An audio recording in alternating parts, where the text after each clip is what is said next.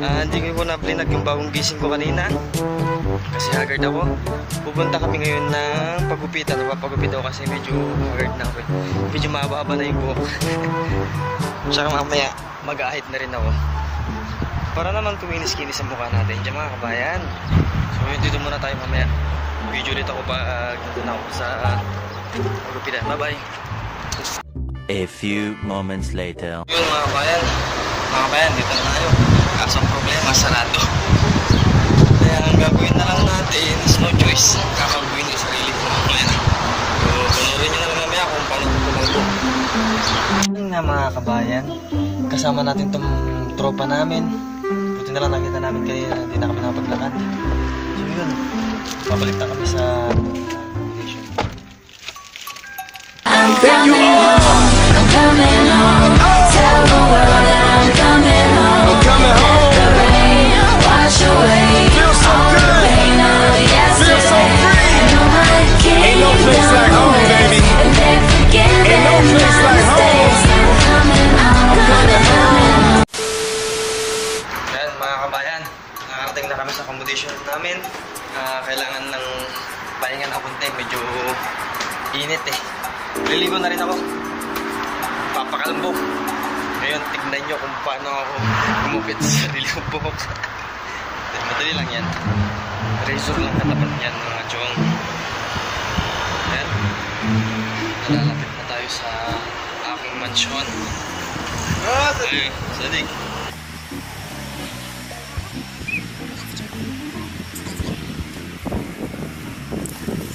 A few moments later. Ngayon nga mga kabayan, dahil nga mahaba ng buhok, sarado pagupitan, ito ang solusyon. Okay, start na.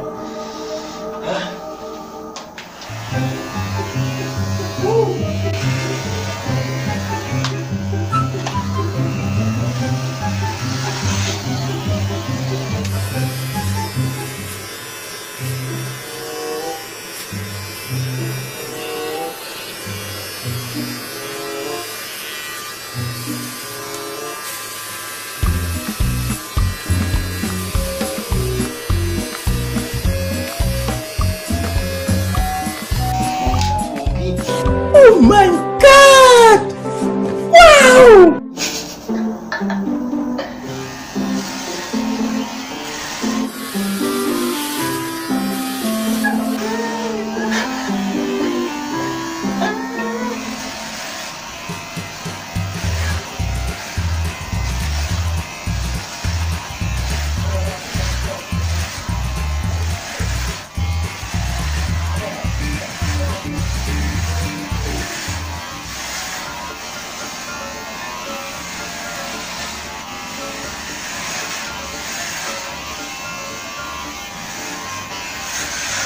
A few moments later.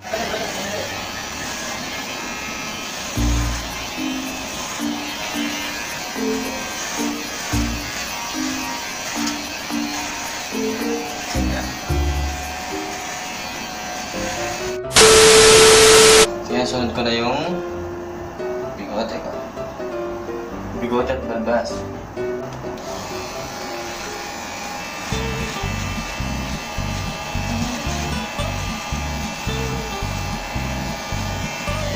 Ako parang meeting. Wala kasi meron sa bundok.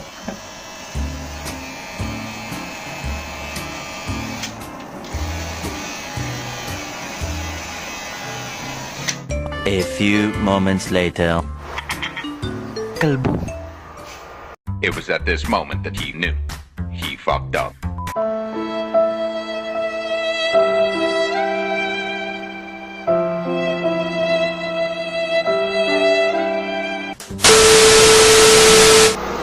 Dahil boring mga kabayan, meron akong naisip na gawin.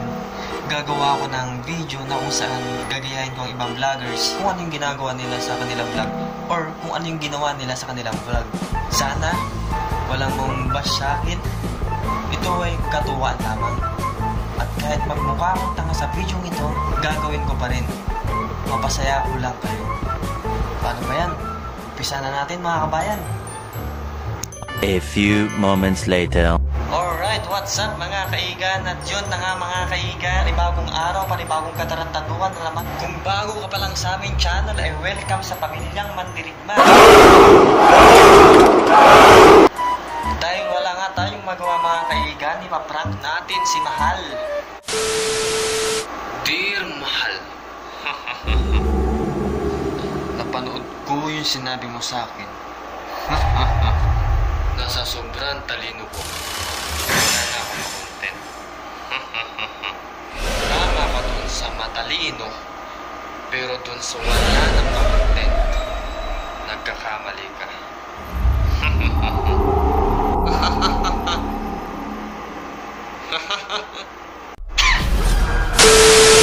Para sa inyong mga manonood, para maunawaan nyo ang maitim na plano, hayaan nyo akong ilathala ang maitim kong plano.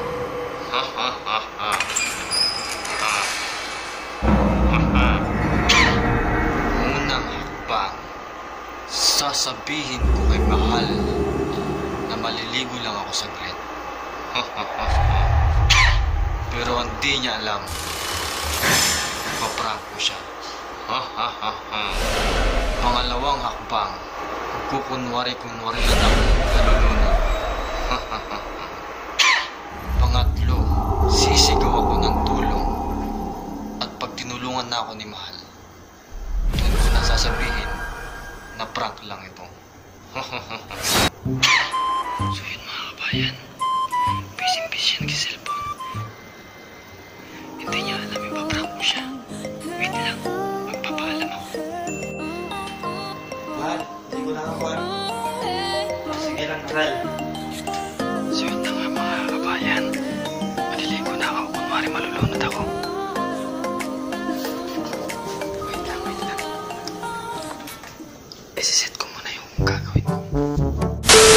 Na nga mga kabayan, nandito na tayo, ipaprank na natin si Mahal. Umimingay, kunwari malulunod ako, yun ang plano. Okay, let's do it. I-flush na natin yung shower. Yung shower. Kunwari malulunod ako, ha? Okay, baby.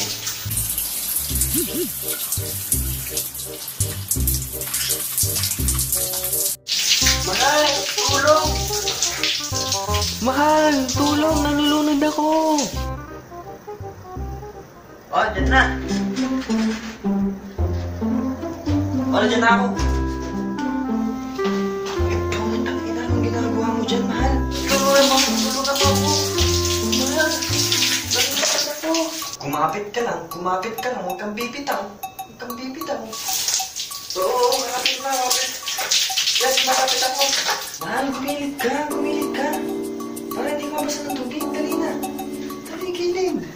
Hindi ako makagilid, Mahal. Nakagulayo pa ako.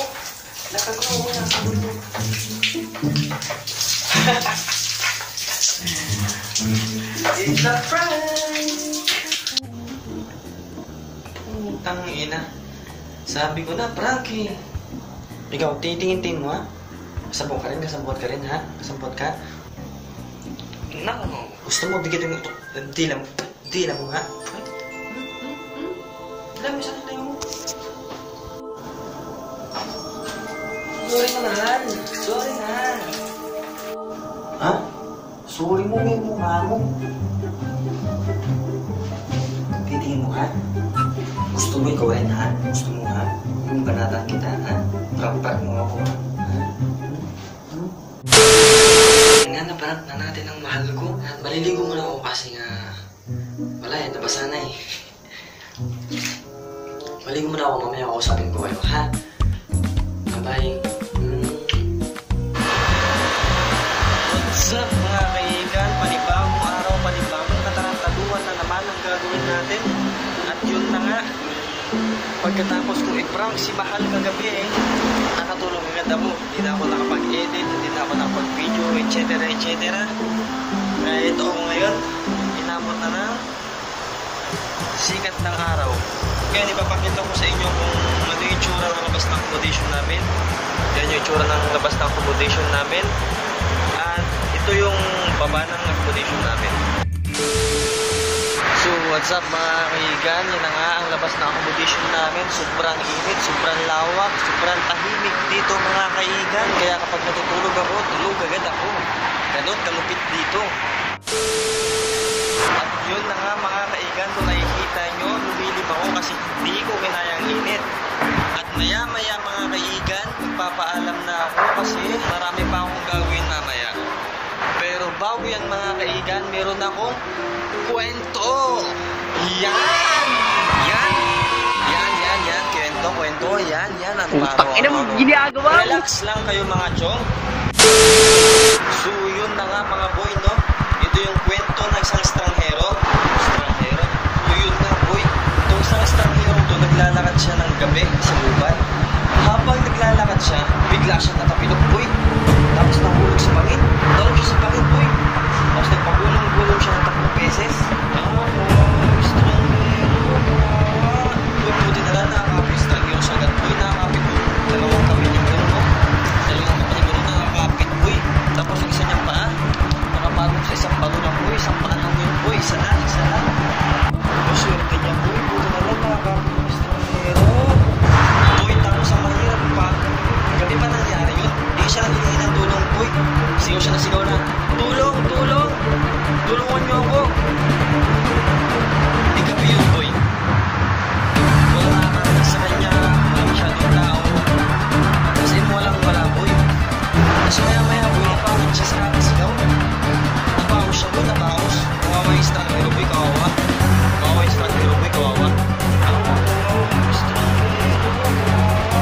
Minsan lumipas na ang ilang oras boy. Siyempre gabi yun boy, ilang oras siya nakakapit. Nakapagod na siya. Kasi wala siya sigaw, hindi wala pa rin nakakarinig sa kanya boy. Kahit sigaw siya ng sigaw, wala pa rin nakakarinig. Ang nangyari boy, diniis niya na lang hanggang mag-umaga boy. Ganun kalupit yung estranghero. Boy, biruin mo boy. Simulang gabi yun na gabi. Hanggang umaga, inabot siya ng umaga.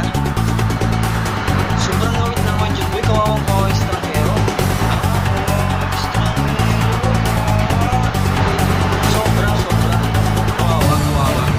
Yun na nga boy, yun na nga yung nangyari. Dinis niya yung hirap. So siyempre boy, umaga na boy, maliwanag na. Nakakapit siya ng boy, nakakapit siya ng ganito.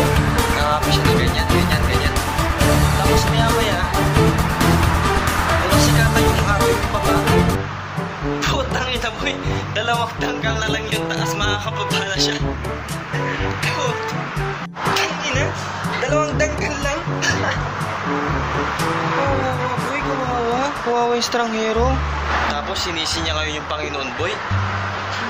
Sabi, bakit sa dinami-dami ng papahirapan mo, ako pa? Mali yun boy, mali yun. Mali sisihin, mali. Ito ngayon ang lesson yan boy, ito yung lesson. Kahit anong hirap pinagdadaanan natin mga kabayan, kahit anong sakit ang pinagdadaanan natin mga kabayan, wag na wag nating sisisihin ang Panginoon. Dahil di natin alam, mayroon siyang plano para sa atin. Di natin alam na mayroon parang magandang maidudulot yung pagpapahirap niya sa atin. Ito yung katuloyan ng kwento boy, di pa natatapos. Doon pala sa dulo ng kanyang nilalakaran, mayroong 5 lalaki na papatay sa kanya. So biruin mo yun boy, naligtas ka ng kamatayan, tapos isisisi mo sa itaas, nahihirapan ka. Yun na nga mga kabayan, no? Gaya ng sabi ko kanina,